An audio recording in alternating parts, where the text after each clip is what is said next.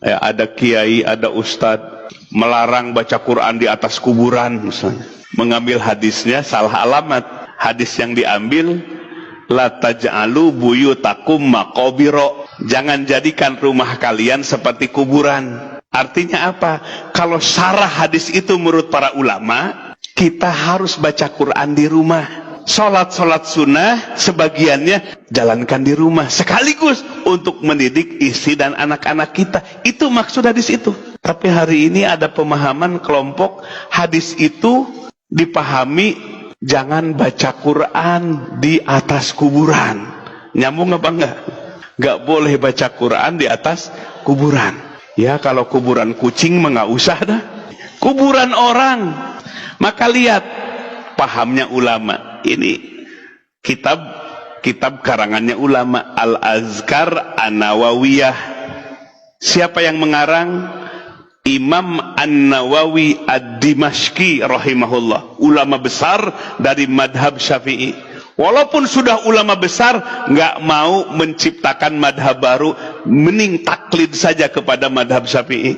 Imam As-Suyuti, ulama besar di madhab Syafi'i, karangannya 500 lebih karangan kitabnya. Imam As-Suyuti ngarang lebih dari 500 kitab, disiplin ilmu. Termasuk Imam An-Nawawi. Beliau mengatakan, aku tidak sanggup menjadi mujtahid untuk menciptakan madhab baru. Lebih baik aman aku ikut kepada madhab Syafi'i. Luar biasa ilmunya. Beliau ngarang kitab ini. Dalam kitab ini disebutkan qala asy-Syafi'i wal ashab, berkata Imam Syafi'i dan ashab pengikut ulama Imam Syafi'i, yustahabu disunahkan ayakra'u membaca indahu di sisi makom kuburan syai'an sesuatu minal Quran, satu ayat, dua ayat, satu surat, dua surat. Qalu, bahkan ashab berkata, fa in khotamu al-Quran, apabila menghafalkan, menyelesaikan baca Quran, selesai di atas kuburan, kana hasanan, lebih baik. Jadi baca Quran di atas kuburan sunnah apa bid'ah? Sunnah. Kata siapa?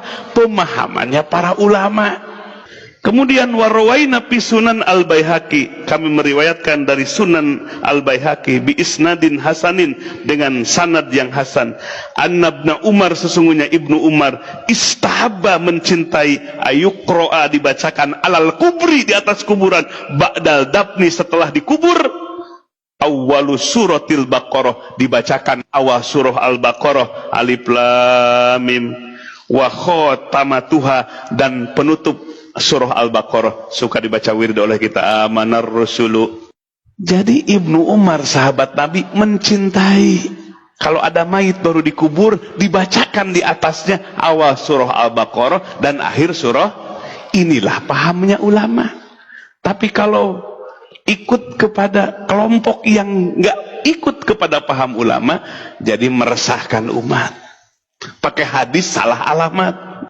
Nah, ini contoh satu, Bapak Ibu sekalian, ya, bagaimana pemahamannya para ulama.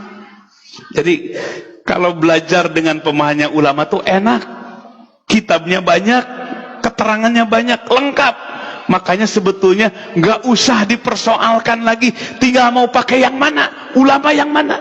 Kalau dalam fikih mau madhab yang mana, dari madhab yang 4. Jadi gak usah dibentur-bentur lagi, apalagi membid'ah-bid'ahkan lagi amalan orang.